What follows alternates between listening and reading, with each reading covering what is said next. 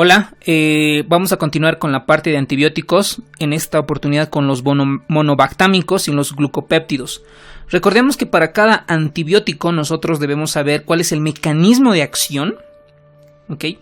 Cuál es el espectro antimicrobiano, es decir, a qué bacterias va a atacar, cuál es la farmacocinética, la farmacodinamia, la toxicidad y las reacciones adversas. Suficiente con eso. Yo les aconsejo que se hagan una tabla, como la deben estar haciéndose, y con relación a las dosis, mucho depende de la farmacocinética, pero eso de las dosis exactas, existen aplicaciones y libros en cual en la práctica diaria uno se puede apoyar de esos. Bueno, vamos a comenzar con los monobactámicos. En su mayor representación está el Aztreonam. Entonces, en esta pregunta refiere, una de estas es incorrecta. Bueno, entonces está indicado en la osteomielitis vertebral nativa debido a la Pseudomonas aeruginosa. Está indicada como monoterapia para la neumonía asociada a ventilador por Staph aureus. Es resistente a las metaloproteasas del Aztreonam. ¿Será correcto o incorrecto? Tiene buena actividad contra las bacterias gram negativas, ejemplo las enterobacterias. Se dosifica en paciente con lesión renal. Entonces vamos a ver todas las características que tiene este antibiótico. El Aztreonam es un monobactámico, ¿no? O es un lactámico beta monocíclico que fue aislado en 1981 como Chromobacterium violaceum. ¿Por qué? Porque en el caldo de cultivo tenía la característica de un color color violáceo, pues de un color violeta, ¿no? El mecanismo de acción de este Aztreonam interactúa con las proteínas de unión a la penicilina, es decir, van a los mismos receptores de unión a la penicilina. Lo importante de este fármaco es que es resistente a muchas beta-lactamasas, porque estas beta-lactamasas recordemos que producen las bacterias para destruir fármacos, pero este Aztreonam resiste sobre todo a las metaloproteasas, pero la que no resiste son las beta-lactamasas KPC. Pregunta de examen, posible pregunta, son las que no resiste, ¿ok? Y el espectro antimicrobiano, es decir, ¿a quiénes van a atacar? Van a atacar a las bacterias aerobias facultativas gram negativas, incluidas las enterobacterias y la Pseudomonas aeruginosa. Es decir, básicamente gram negativas aerobias, ¿no? Pero no tiene actividad contra microorganismos gram positivos y anaerobios. Ojo con eso, no tiene actividad con eso. Bueno, ahora, con relación a la farmacocinética, se puede administrar por la parte intramuscular o intravenosa. La semivida de eliminación son de 1.7 horas. En el paciente renal puede ser hasta 6 horas. Se elimina por la parte de la orina. Es decir, entonces, si se elimina por la parte del riñón, yo debo realizar ajuste a la función renal, ¿no? La farmacodinamia en individuos alérgicos a la penicilina o cefalosporina al parecer no reaccionan con el Aztreonam. Es decir, puedo administrar si el paciente tiene el antecedente de tener alergia a las penicilinas o cefalosporinas, a excepción de la ceftazidima. Ojo con eso, posible pregunta de examen, ¿ok? Ahora, una vez que yo ya sé el mecanismo de acción, el espectro antimicrobiano, la farmacocinética y la farmacodinamia, debo de saber las reacciones adversas, ¿no? Las reacciones adversas en muchos libros los van a encontrar con reacciones adversas más al 10%, menos de 1% y muy excepcional. Acá lo que voy a recordar son las más frecuentes. Por ejemplo, tiene reacciones adversas hematológicas y oncológicas porque produce neutropenia. En la parte hepática aumenta las transaminasas, sobre todo la ACT y la LT. Bueno, esas son las transaminasas, ¿no? La parte cardiovascular produce una flebitis, una tromboflebitis, dermatológica, una erupción cutánea. En la parte gastrointestinal, diarrea, náuseas y vómitos. Entonces, con relación a contestando la pregunta, vamos a ver que la incorrecta es el inciso B. Porque dice como monoterapia para neumonía asociada a ventilador por Staph aureus, nada que ver, porque el Aztreonam no tiene el espectro antimicrobiano para los gram positivos ni anaerobios. Sobre todo, el Aztreonam es para bacterias gram negativas y sobre todo para la Pseudomonas aeruginosa. ¿Ok? Esa es la incorrecta. Porque está indicada para Pseudomonas aeruginosa, es resistente a las metaloproteasas, tiene buena actividad con las bacterias gram negativas, sobre todo las enterobacterias, y se dosifica en pacientes con lesión renal. ¿Ok? Eso es la correcta. Bueno, ya por los años, más o menos ya comenzando por el 2000, 2005, 2009, el Astronam ya se crea para la parte inhalatoria, sobre todo en pacientes con fibrosis quística. Recordemos que los pacientes con fibrosis quística tienen una lesión en las microvellosidades respiratorias en el epitelio pseudoestratificado ciliado, el cual las secreciones no la elimina, ¿no? Entonces, al no poder eliminar las secreciones, tienen infecciones pulmonares recurrentes y recidivantes. Entonces se han estudiado varios fármacos, los aminoglucósidos y en este caso el Astronam, para ver si mejora algo el Astronam inhalado, ¿ok? Entonces ya en estos artículos bien que después de un tratamiento de 28 días con Astronam inhalado mejora el score respiratorio, esto en la parte clínica, mejora la FEBI, la FEB1 y la densidad del esputo, ¿no? En comparado con placebo. Entonces, en pacientes con fibrosis quística que tengan infección de la vía aérea, que tengan alguna enfermedad moderada o severa pulmonar no reciente y que no hayan usado antibióticos antiseudomona o acitromicina, el Astronam mejora favorablemente los síntomas respiratorios y sobre todo la parte fisiológica. Bueno, entonces aquí nada más menciona que en la fibrosis quística la inhalación se hace por un nebulizador con 75 miligramos 3 veces al día, al menos 4 horas de diferencia durante 28 días. Eso es con relación al Astronam, ¿ok? Ahora vamos a centrarnos a la parte de los glucopéptidos y vamos a comenzar con esta pregunta. Una de estas es incorrecta con relación a los glucopéptidos. Entonces ustedes saben que los glucopéptidos en su mayor representación está la vancomicina y la teicoplanina. Bueno, entonces la colitis pseudomembranosa por Clostridium difficile, la vancomicina se prescribe por vía oral. ¿Será correcto o incorrecto? La resistencia, el fenotipo VAN-A, confiere resistencia inductible a la teicoplanina y a la vancomicina por enterobacterias Faecium y Fecalis. El 2002 se identificó la resistencia a vancomicina, es decir, por primera vez se identificó, será correcto o falso, con una concentración inhibitoria mayor o igual a 32 microgramos mililitros. Y ustedes preguntarán, se dirán, ¿qué es el MIC? El MIC no es nada más la concentración más baja del antimicrobiano que inhibe el crecimiento de un microorganismo después de su incubación. Eso es el MIC.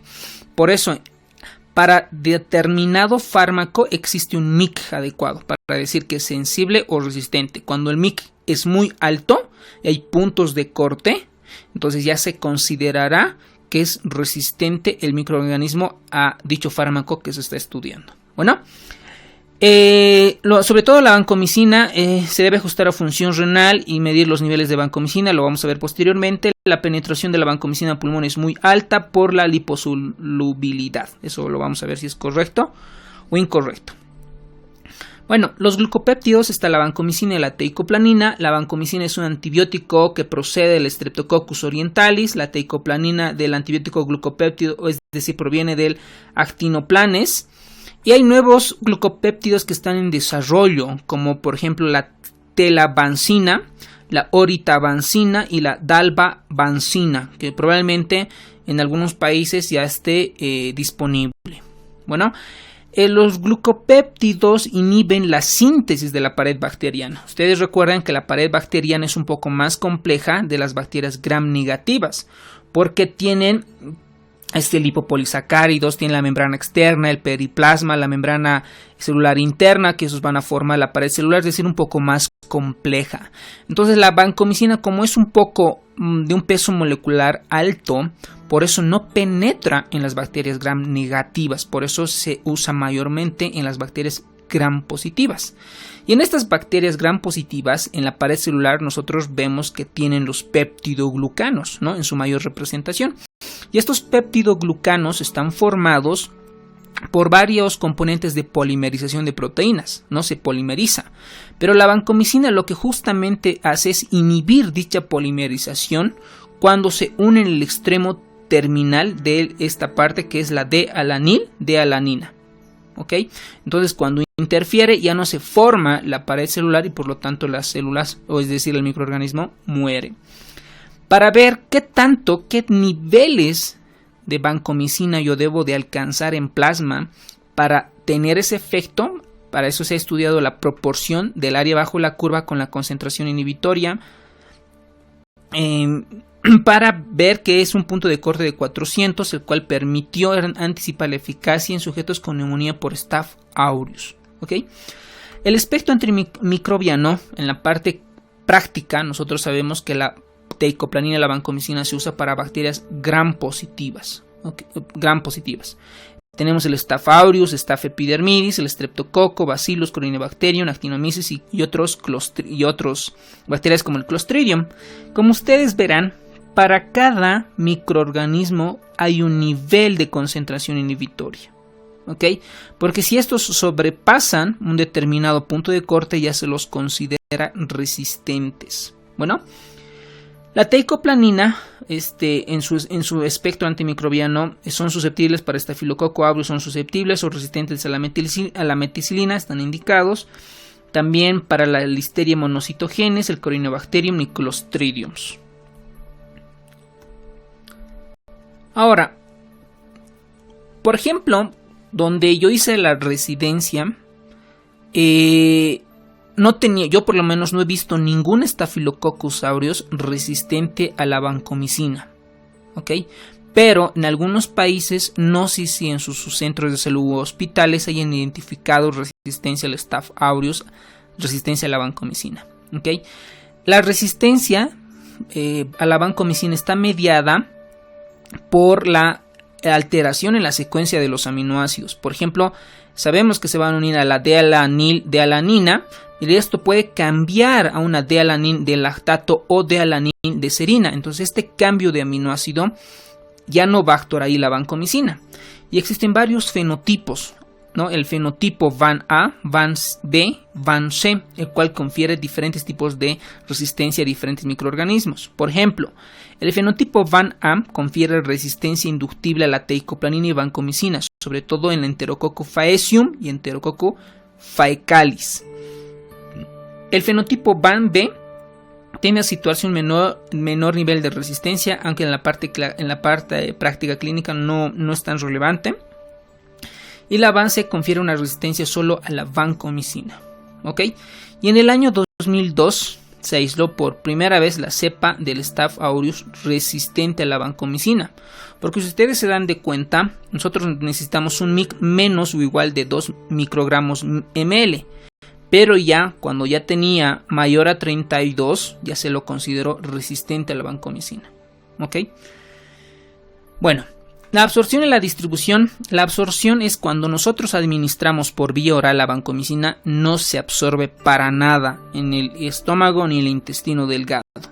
Entonces, si hay una colitis pseudomembranosa, digo colitis intestino grueso, entonces también funciona la vancomicina en una colitis pseudomembranosa por Clostridium difficile. ¿Okay?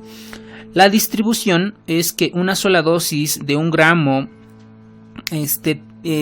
una dosis de 1 gramo intravenoso ya alcanza una concentración de 15 a 30 microgramos por ml, una hora después de venoclisis que dure 1 a 2 horas.